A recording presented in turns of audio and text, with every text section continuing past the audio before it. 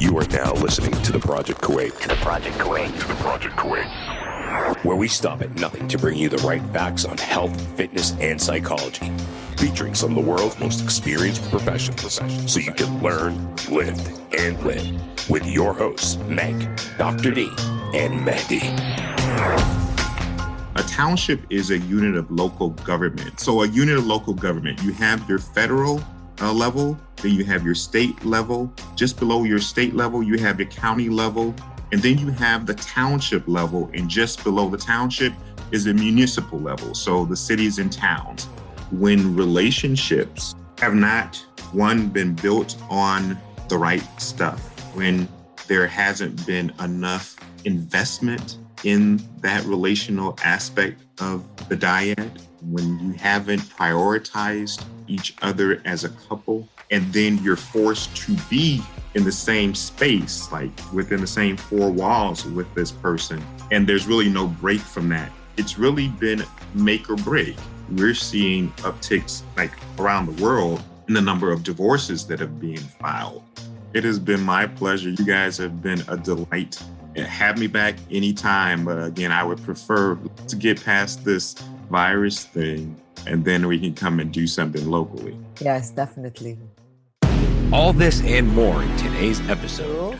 I already started recording, so there are rules. It's no religion, no politics. But at this point, with carnivore virus, corona, keep saying carnivore for some reason. With coronavirus, anything goes. So, Dr. D, you want to do the introductions?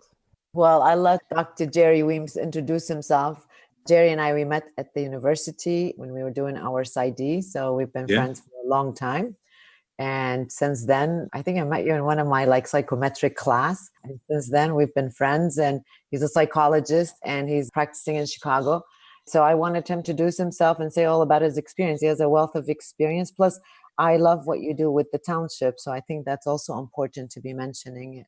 Thanks for having me, guys. It is a delight to be on. I think Dr. Dinka and I have discussed this prospect for, several years now, and it's good to finally be on. I'd hoped that I was going to be hosted there in Kuwait, but that hasn't happened yet. Maybe after we get over this coronavirus, then we can make that happen, right, Dr. Dinka? Definitely. No, definitely. I feel the right opportunity. Every time I think of a right opportunity, then something happens. And now with something happens, COVID-19, that's for sure. Yeah, the universe is conspiring against us, I think.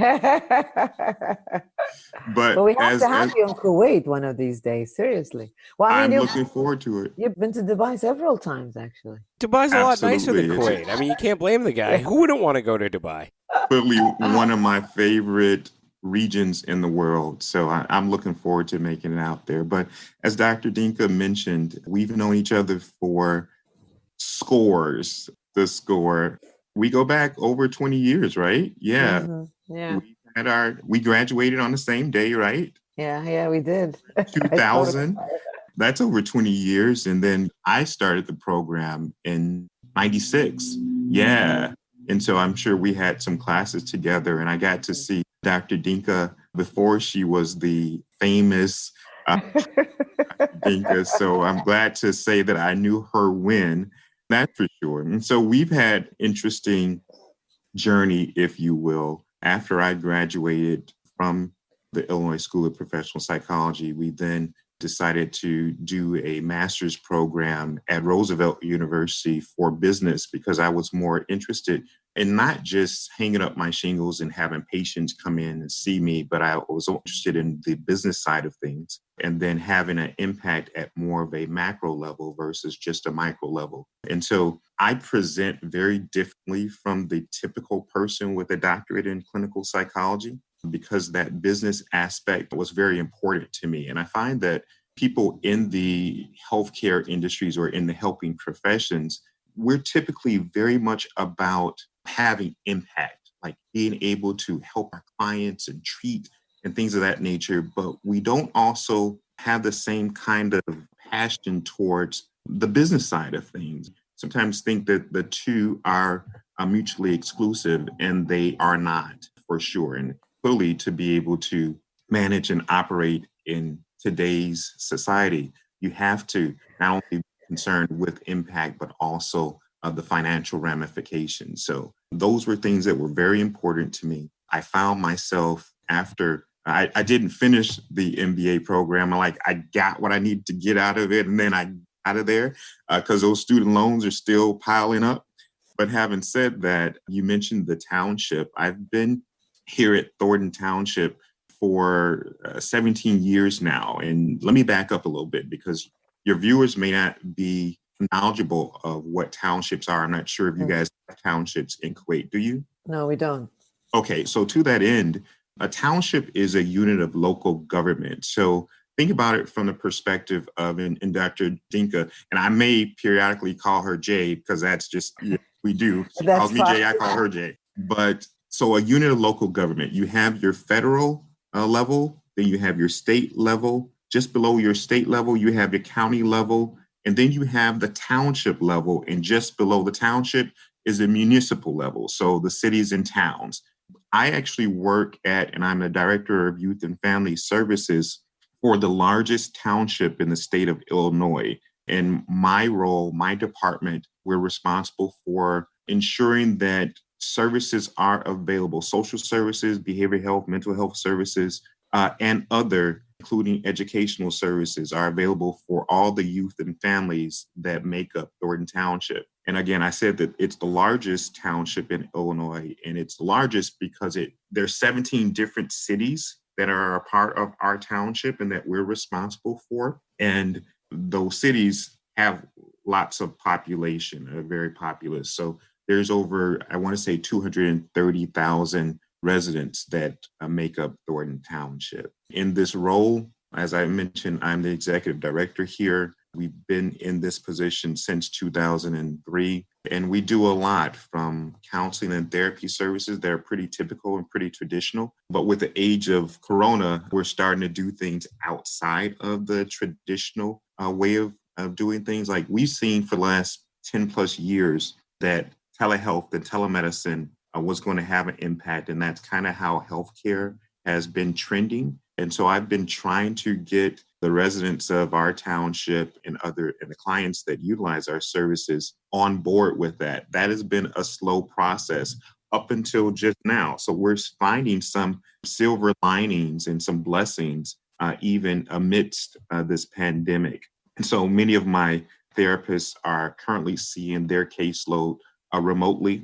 No one is actually here in my building with me right now, though we stay open because we are a unit of local government, but we're more or less funneling people into having services provided, or at least by my department, virtually. And that's working out very well, but we're continuing to get the word out so more people are aware of the fact that you can, in fact, get services. And I want to further back out. So everyone that receives services here at the township receive them completely free of charge. We're able to operate because as a unit of local government, we receive our revenues through the taxpayer dollars by them paying their real estate taxes. And so we're able to offer therapy sessions. And again, Dr. Dinka, you're very familiar with the cost of each individual therapy session. In the States, you can pay anywhere between $90 and upwards of $150, $180, even $210 per session. Well, those sessions are completely free of charge to residents of Thornton Township.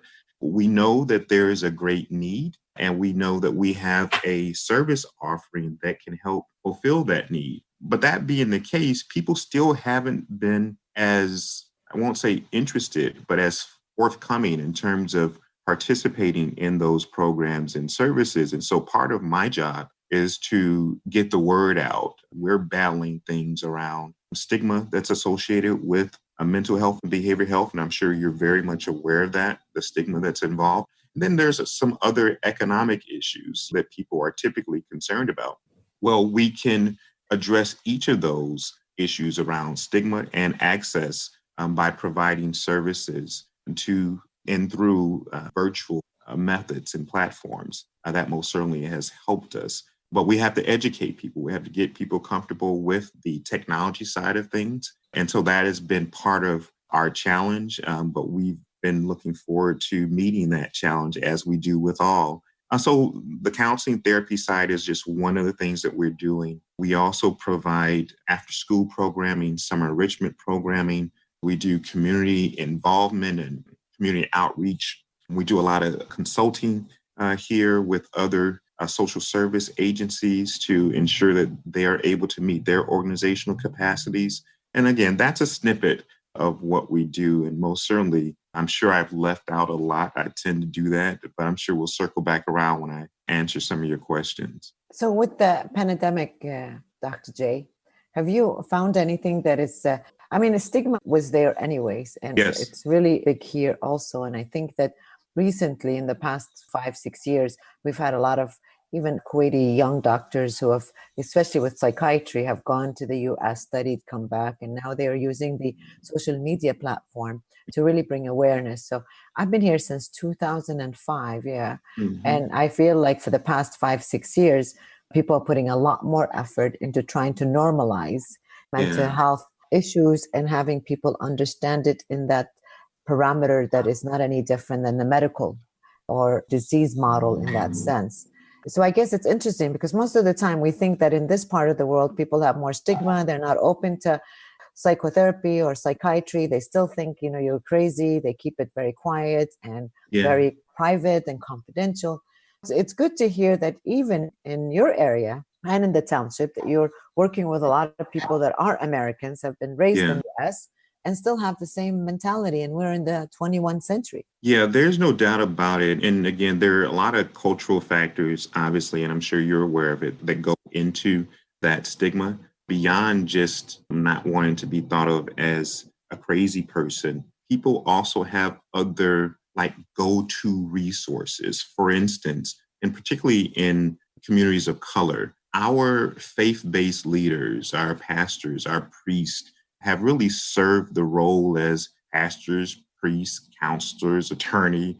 And I think people have developed a certain connection, obviously, with their faith-based leaders, and that they just feel more comfortable going and talking things through with their faith-based leaders. The problem with that is many of them take on the role of counselor therapists, but aren't trained. And so they may be actually inadvertently doing more harm than they are good. And so we work closely with a lot of faith-based leaders in our area and even outside of the township in educating them on, listen, let's us all stay in our lane. And that's an important message. And that the fact that we can, in fact, work together in the best interest of this person that might be right in front of us. So that has been our message, and we'll continue to stomp for that. Do you think the message is getting across to these, to the groups that have a tough time buying into it and buying into the mental health aspect? I mean, especially the youth. I mean, that's got to be a tough one right there because, as a young kid growing up, for me, I grew up with a lot of anger issues. Dr. D knows a lot about me and my anger issues when I was younger. And I had the old school mentality of what my coaches used to tell me. I played sports my whole life. And it was like, all right, go take it out on the field. Me and Dr. D still disagree with, the displacement of my anger issues because I take it out on the field and she thinks I need to talk to somebody. Whereas my generation, talking was for softies. And so do you still have trouble breaking through to the youth in that perspective? Well, I think that you're touching on a lot of interesting issues, and I should have been taking notes. That coach piece is very important. It would suggest that there was someone that was in a authority-like position in your life that you respected and that you were listened to. And that coach essentially was serving a purpose for you that was therapeutic. Now, it may not have been getting at, say, your core issues, but it did at least allow you an outlet. And that's something that is very important. Like, we all need outlet if we're also going through some therapeutic exchanges with someone that can actually lead that process for you. And so that actually leads very nicely into the other piece of your question in terms of how are youth responding to it. I think it all revolves around how it's packaged. Like, if it's packaged as this is a clinical thing, this is therapy, and only crazy people get therapy, then we would have more pushback. But I will tell you this, when people are suffering, when they're in pain, they want the pain to stop. And so sometimes you can, depending on where that person might be in their journey or in their process, they're willing to take the help from any helping person. And it's just what we recommend is that they're willing to take that from someone that is professionally trained, that is caring, that's considerate, that's competent. We can all talk about, I remember when Dr. Dinka and I were in school, there's several people that were going through the program and that were graduating that were going to become doctors and clinical psychologists and the like. And we're like, how the heck did this person? Because had the common sense and were about as smart as a box of rocks. And so and you have that in all industries throughout health professions. So I'm not saying anything that I think is earth-shattering, but the reality is that not everyone that has a degree on their wall or a license is competent. And so I think it's important to be able to develop a presence where people respect you, that you have a healthy dose of respect when you're meeting with that person that's across the desk or across the chair from you. And especially with kids, like that trust factor, that ability to build a rapport, that ability to meet them where they are, irrespective of what you're calling it, whether you call it coaching, whether you call it counseling or therapy, just being able to make that empathic connection with is a good starting block for being able to see some greater outcomes on the other side of this. I guess Hillary said it, not that I'm impressed by that, but the one thing it's factual is that it does take a village. I mean, not everyone that is going through a crisis just needs a therapist. And I feel like those people that are in our life, especially for youth, I think, I mean, even with Mehdi remembering my coach and growing up, so that's a memory for him that there was somebody there, even though they told him toughen it up, that's for soft. It's still, there was some sort of a support and a role model that really plays a big part of our life. Like to this day, I remember when I immigrated to the US, I can't remember the teacher's name, but I remember there was one teacher, she was teaching me English. And not that she gave me rock science kind of an advice, but I remember her just being there or accepting my accent or realizing that I was different or I came from another country. It's to this day, I mean, she wasn't the therapist. She didn't really listen to my problems, but having the idea of someone just accepting you, someone that just talked about anything, taught me certain words and vocabulary in English. I don't know. Till this day, I remember her. So obviously she made an impact. She did have an impact. And I'm glad that you brought up, and I was writing down as you were just speaking there, you said it takes a village. And so you're referring to like adage that it takes a village to raise a child. And in that example that you just gave, Doc, the village was helpful, right? The village was able to provide you with something that was necessary for that period of time in your life. But I have a question for you. What if the village is sick? What if the village is not healthy? And so what you then get from the person that's identified as the patient, as you get their stuff combined with the sickness or the illness that the village might present with, the village is not able to help them, or at least not in a healthy way, help them, then what are you left with? I mean, you're left with a lot of illness. You're left with a lot of sickness. You're left with a pandemic even.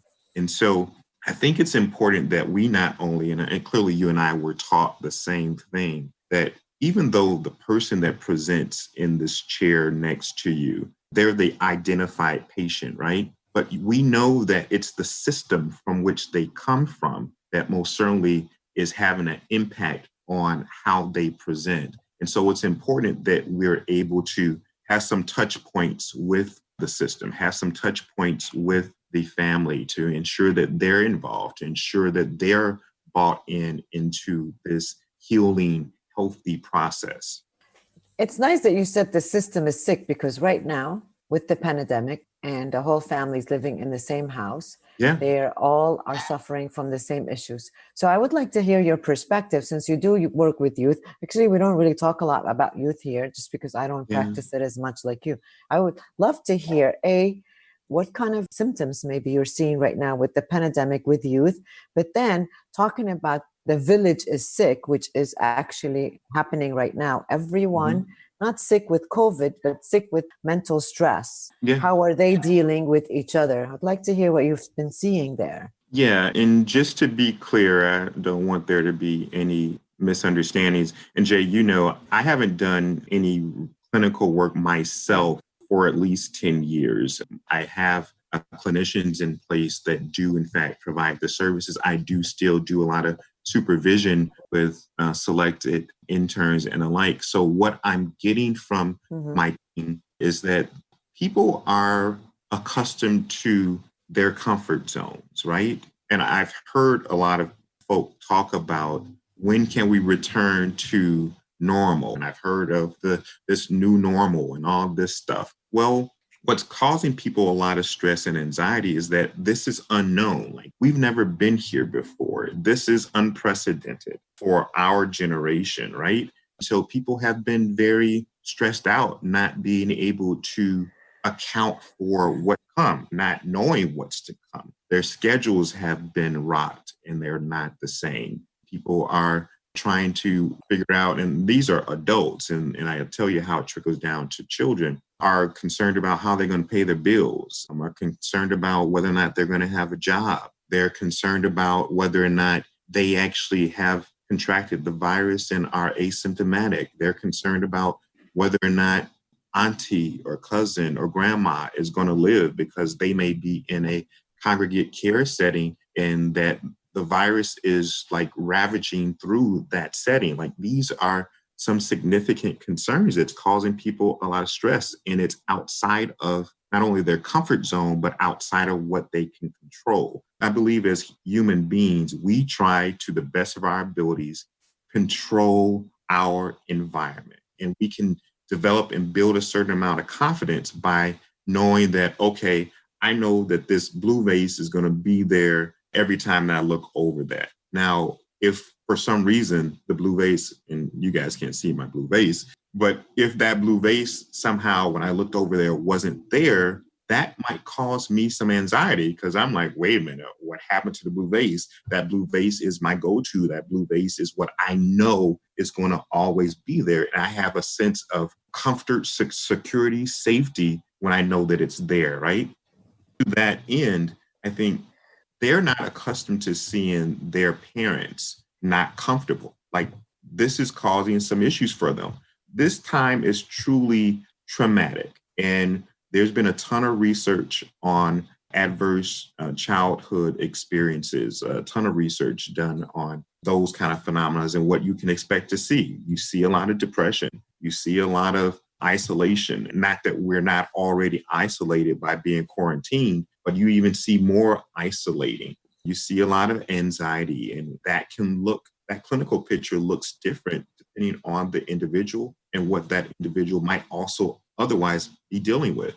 You may see children that come from families in which domestic violence or child abuse has been taking place and has been a part of their experience, but their breaks would be when they would go to school, or their breaks would be when the parent that was the abuser would be at work. Well, now nobody's in school, nobody's at work. So we're seeing an uptick in the numbers of abuse that I'm sure going into domestic violence courts. We're seeing an uptick in the number of people that are calling the DCFS hotline and things of that nature. And so we're dealing with a lot of like this forced confinement that is our quarantine, that we're believing that it's in our best interest to protect us from the virus. It's not protecting us, and actually it may be putting us more in contact with individuals that we might have some other traumas around. Did that make any sense? Like, you guys follow me? Yeah,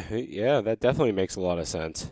I just wrote that down. How is domestic abuse right now in your area? I mean, we've seen it a lot on the news, and I can only imagine how bad it is for men, not only women. No offense, Dr. D, but, men are also subject to domestic abuse. We have to say that men definitely are subject to domestic abuse, but, I will let that slide for now. I'm sure every woman right now that listens to this show wants to hit me, but including my wife when she hears this. But, It's true. But how is it right now in your area? Well, I'm not sure of the actual statistics, but what I can tell you is that when relationships have not, one, been built on the right stuff, when there hasn't been enough investment in that relational aspect of the dyad, when you haven't prioritized each other as a couple, and then you're forced to be in the same space, like within the same four walls with this person, and there's really no break from that. It's really been make or break. We're seeing upticks like around the world in the number of divorces that are being filed. And I'm sure in the States, we're going to start to see the same, if not already. I can't speak to the domestic violence issues per se, because I don't know what those are. I'm just thinking, just based on all the dynamics, that I would expect that there's more incidents of police being called out to break up domestic disputes and the like, just because you have some of the same individuals that are in a close proximity to each other, and they have to relate to each other in one way or another. And if you've developed these kind of unhealthy patterns of relating to each other, the more time that you spend in that situation, you would think logically that would increase the number of incidents. Actually, I was thinking about the comment you said earlier. It's true. Although for us, we're quarantined, of course, and we have curfew. Yeah. So we have to be home by 4 p.m. until 8 in the morning. And right now it's not. Yes, exactly. So we're in quarantine for 12 hours, and then we're out for 8 hours and then back again. If we go, a lot of people don't go anywhere. For me, I do everything virtual. So I just go to the groceries and come back. But it was interesting comment that you said is that we're quarantined and we are, because that's what we're supposed to do to protect ourselves from coronavirus. But actually, we're creating other problems. Even here, that once we are allowed to go to normal, whatever that normal is, I think we're going to have a lot more problems, including more domestic violence, more divorces. So although this is supposed to, if it's supposed to protect it, if that is the case, then right now we've put kids in a house where there was violence. Even for us, at 4 o'clock, everyone has to be home, which most of the time they are home anyway. And they're going to be more at risk of being beaten, abused. Yes. If there's any form of abuse that before this little kid was able to get out of it for school, for example, they're not. If the wife there was domestic violence in the house, now she can't run away anywhere. He can't go to work. He's not going to work anyways. So the idea is that she's more putting herself more at risk for all this violence, including the children and including men. I'm not excluding men per se. It struck me that it's true. We're doing one thing to protect, but we're really adding another dynamic that these kids are going to be traumatized. And a lot of people thinking we're going to be traumatized because of coronavirus or I was telling my kids, well, at least you'll remember one thing in your life, that at least we had this pandemic while we're alive. Yeah. But I was thinking that's the only thing they have to worry about. Other kids are going to remember, no, during coronavirus, this is what happened to me. Yeah. I was traumatized. I was abused. I was this. I couldn't have enough food to eat. It's very nice. I'm glad that you brought that up. And something that you said that I found interesting, and I'd like to maybe chew on a little bit more.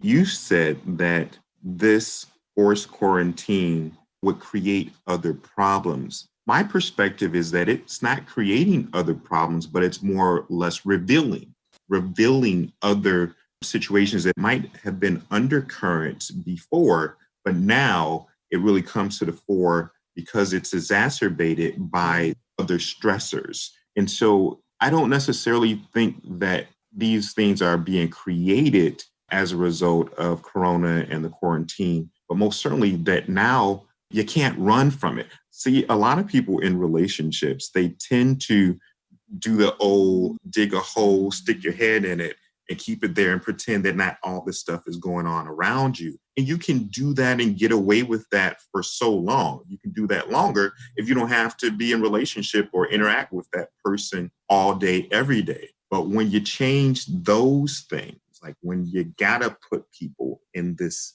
box, if you will, that's their homes, and it's over an extended period of time, then that stuff really comes to the fore. And I think that's an interesting thing. It's true. We're not creating, but we might be creating more. So, for example, if the kid was being abused once a week on weekend when he's home and he's being naughty, now he's probably being naughty more, because not everyone, as people think, everyone in Kuwait is not living in nice villas and big houses, and like the myth people have about us that everyone is rich and everyone has a big space. And I know, because whenever I talk to my friends in Chicago, they're like, well, at least you guys have spaces. You don't have to be in each other's space. And that's not true. There are a lot of expats here. There's also a lot of Kuwaitis that can't afford that. So we are in each other's face, and we can't give time out for ourselves. And so actually it does. If these problems existed, now they're exacerbated to a lot more and more frequent. If a woman was being beaten once a week, now she's going to be beaten 10 times a week. And do you know what? She's not going to call the police here, because we do have protection here. They can call. But do you know why she won't? Because the country is busy with other things right now.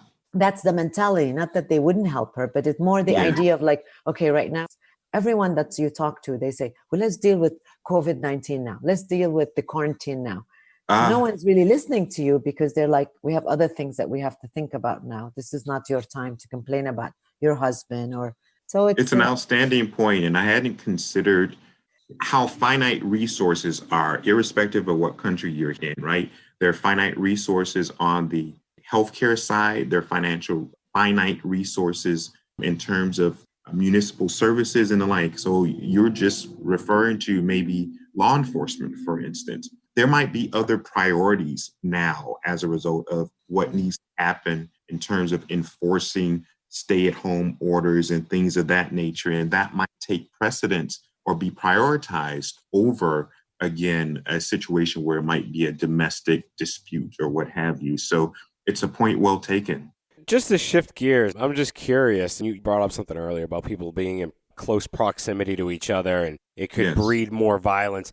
What's the crime rate like you guys are in relation to the lockdowns and the coronavirus and everything? Some cities, crime has plummeted because the criminals obviously aren't out. And then in some cities, it's it's actually taken off and going through the roof. So what's it like for you guys? And are you seeing more youth getting involved in crime because of the lack of resources in terms of money and finding, getting a job, basically? Yeah, I appreciate the question. I would venture to say that we've seen a significant dip in crime here just because of what our state orders looks like. The only caveat to that is that our weather has not been the best. Even it is springtime here, but it doesn't seem much like springtime. Today is actually a decent day, temperature-wise, but for the most part, we've had less than a handful of really nice days. But when we have had nice days, then we do see an uptick in violence. We see an uptick in criminal activities and shootings and murders and things of that nature. So I hope I answered your question. Yeah. So for both of you as psychologists, this is a question. Do you think we're going to see a big jump in crimes again, like in the 1980s during the recession back then when crime was at its height in New York City and around the American states? Are we going to see another jump again in crime because of the coronavirus and people losing their jobs and the dip in economy? Do you foresee that, or do you foresee governments or people taking charge and allocating free food like we've seen a lot of food banks doing? Or, what do you guys think from that perspective? Personally, I'm lucky. I thank God every day for my situation. But if I had to feed my kid and he was starving and there wasn't food on the table, I don't know what I would do. I'm assuming I probably would do whatever it was I could do to provide food for my child. So what do you guys think from a psychological perspective? Ladies first. I was thinking it probably, of course. I think even now, I was going to ask Jay about what he thinks about people protesting. Are people protesting in Chicago? So I was thinking that people are protesting, and then from this side of the world, we are so obedient and we do what we need to do, and we will never go against like the government saying protest. I'm going out. And here it is, you hear all this about in the US where people are protesting. And I saw this interview where this guy was saying, I don't care about coronavirus. I don't care about getting it. I need to feed my kids. So that goes back to your question. And I was thinking that's true, because people, whenever it comes to the idea of survival, if I have to go and there's a war out there, but I have to go and work because I need to put food on the table, people don't think about, no, I got to stay home and protect myself. They go and work because they need to. And that's probably why all these people are protesting. I mean, it's mind-boggling on this side of the world to think, like I had some of my clients thinking, what the hell is going on in your country? How can people be protesting? The country's trying to protect you. And I said to them, because I'm not sure that they really think this is a protection. But then on the other hand is that they're worried about that crime will increase. Unemployment, they've already 50,000 million have already filed for unemployment. So they are worried that once they're able to go back and they don't have a job, that they're going to have to do whatever it takes. Because unemployment, the rules, you got to show that you have, can you imagine in the US, you have to show that you are applying for other job in order for them to give you unemployment. So where are you going to apply when everyone else is unemployed? So even that is restricted.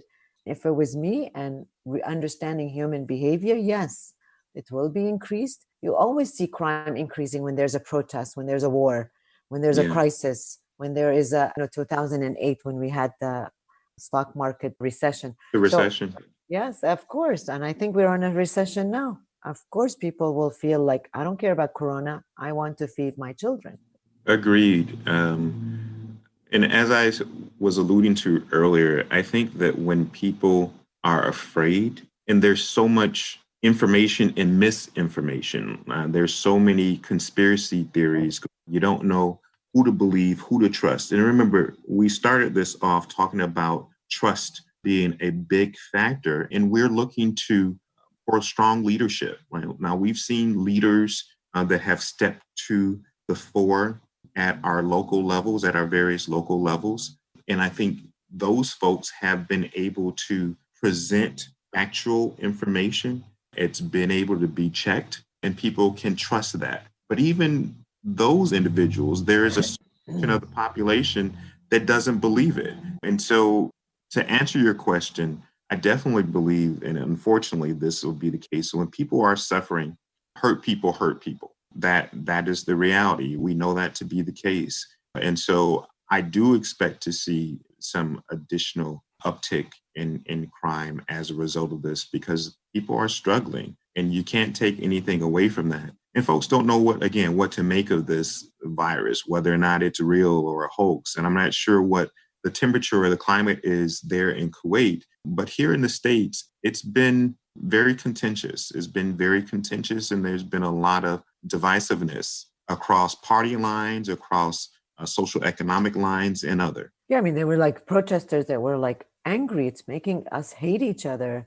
It's making people, and especially like stereotyping against the Asians, for example, or fighting against, I need to go back to work because there's a panic right now.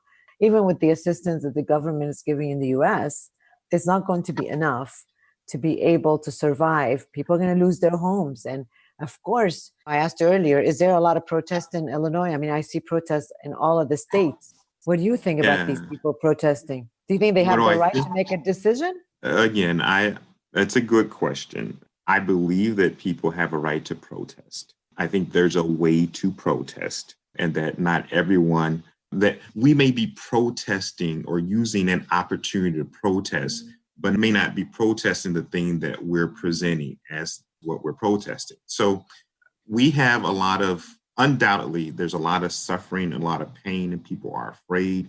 People are concerned about their jobs. People want to reopen up the economy. People want to go back to work. I get that. Having said that, I also think that, at least here in the States, that people aren't really protesting that as much as they're protesting someone forcing them to do something that encroaches or infringes upon their comforts, the things that they do. And then they're couching that under certain civil liberties. And I don't necessarily see those things the same. So we started off this conversation by saying that we would not get political. So I'm going to ensure that. I love your politically driven answer, though. I have to give you credit for that. I've just been sitting here thinking, wow, that's the best answer I've ever seen. It's such a perfect answer.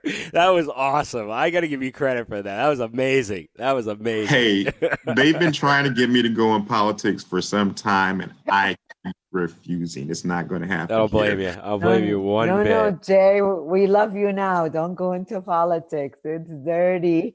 But you brought up a really good point, and I practice CrossFit. That's the modality of exercise that I do right now. And, you know, it's the same thing with baseball. I was a baseball player my entire life, grew up as a catcher, played a little bit of college ball. I was a baseball coach for 15 years. You know, and that's why I'm so interested in the youth also. But one thing that I've always known is in sports in general and in working out is you have to get out of your comfort zone to see change. And I think everyone right now is uncomfortable because they were so comfortable in life. So for them, that's like you said, it's disruptive and it's like uncomfortable being at home for 3 or 4 weeks. But the reality of it is being at home, in my opinion, right now is probably the best place to be to, you know, stop the spread of this virus, whether it's a hoax or it's not, or whatever anyone wants to say. It's going around. There's something happening. The way to stop it is by social distancing, staying at home for 3 or 4 weeks. I mean, hell, look at Taiwan. They've had 0 cases for 17 days. You know, I saw that on the news yesterday. And it's like, if we all practice the same practice for 3-4 weeks, we're not going to have this issue. And Dr. D, I'm sure you see the numbers in Kuwait right now. They're just blowing up because... Yeah, but we've been curfewed and we've been social isolated and we've been quarantined. So why is our numbers going up and Taiwan has 0? The Kuwaitis here, and this is our culture. If you're familiar with the Kuwaiti culture, we're very family orientated, especially during the month of Ramadan. And right now, my belief is people are still going out. They're getting these permits that you can apply for online by saying you're going to the doctors, which I rushed my wife to the doctor last week because, you know, she broke her arm a few months ago. And they're getting these permits and they're going to visit family members and then giving the virus on to the entire family. So, I mean, it's just what you said just rang a bell. It was like, yeah, you know, people always want to be comfortable. And you two are psychologists. Why can't we be comfortable being uncomfortable sometimes? Wow, what a interesting philosophical question. Why can't we be comfortable? I'm Dr. D's student, by the way. Yeah, clearly.